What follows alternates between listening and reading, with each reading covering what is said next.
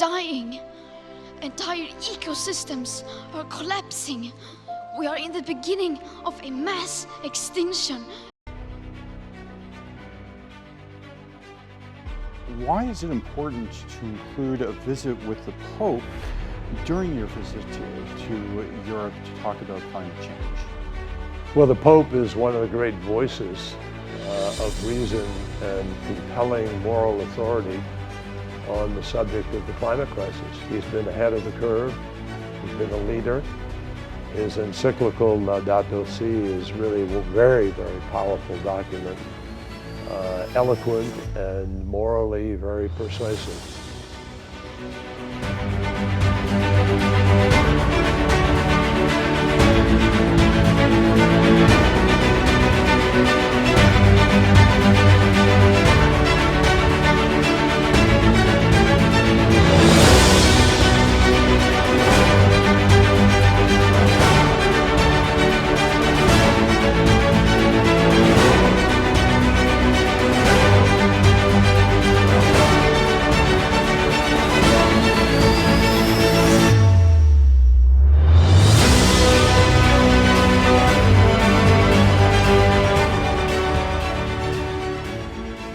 The thing I love about this Pope, I got to meet him when I went to his, quote, inauguration. I always thought it was installation, but the inauguration.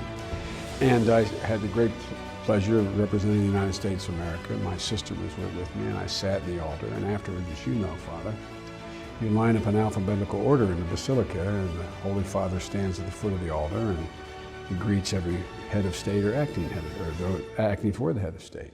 The United States were at the very end, and so I walked up, and there was a wonderful Irish Monsignor who had sat in with me in a long interview or discussion I had with Pope Benedict just several months earlier. And he said, "Oh, Mr. Vice President," he said, you know, Holy Father. And the Pope reached out like this and he grabbed my hand. He said, "I know, Mr. Vice President, you're always welcome here." That is the message he's sending to the world. And that is the tone he's striking everywhere, isn't it? Absolutely. That's why he's the single most popular figure in the world today.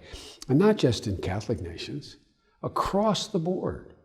Look at the encyclical on climate change. It's all about, you know, we have responsibilities.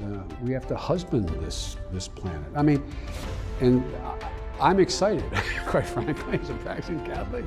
I am really excited by the whole world is getting to see what are the basic essential elements of what constitutes Catholicism. We can argue about dogma, we can argue about some of the De Fide doctrine that's been declared, but this is below it and above it. This is something much larger.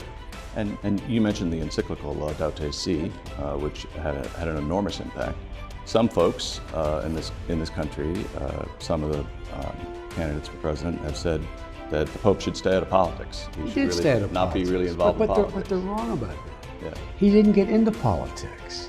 He made it clear. It is not the papacy's role to be the scientist in chief or the political arbiter. But what he talked about are basic, fundamental assertions.